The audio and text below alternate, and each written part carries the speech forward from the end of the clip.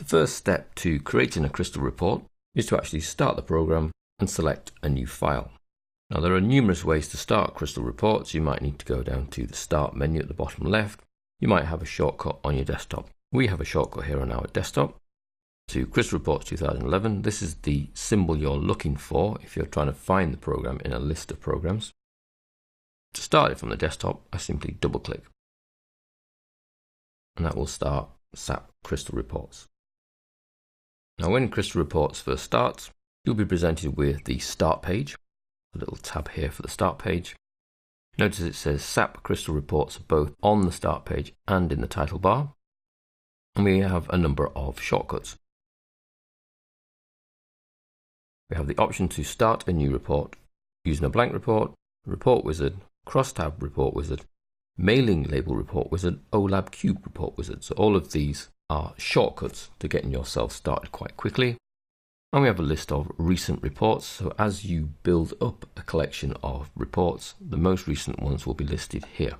Now in the bottom half of the screen, this is only available if you're attached to the internet at the time you're using Crystal Reports. You'll see latest news and tips from SAP themselves. So this information here is all fed down from SAP's website, which is why there was a delay on this bit appearing as opposed to this bit appearing. And you'll see there are links to key resources and even e-learning materials on SAP's own site.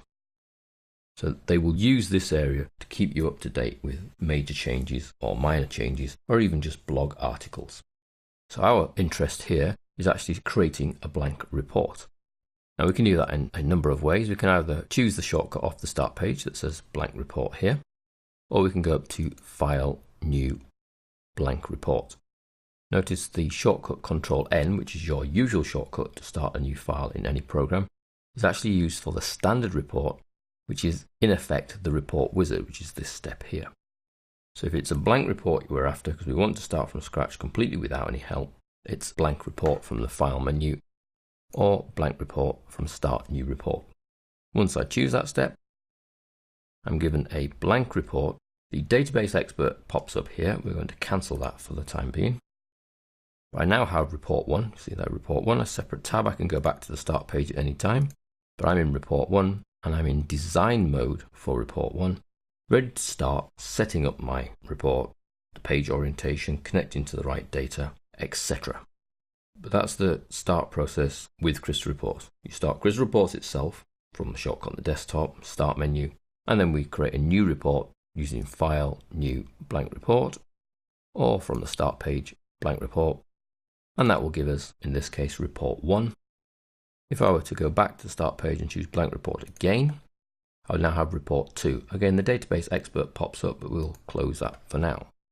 So the second report in a particular session is report 2, the third is report 3, report 4, etc. That numbering continues until you close Crystal Reports and effectively start it again, and that will be a new session. So it'll be report 1, report 2, report 3, etc, etc. Obviously, as we get through the title, you'll see that we don't have to stick with these names. We save the files with whatever name we feel is appropriate. So this is just getting you started, starting the program and opening a blank file, ready to start creating a report.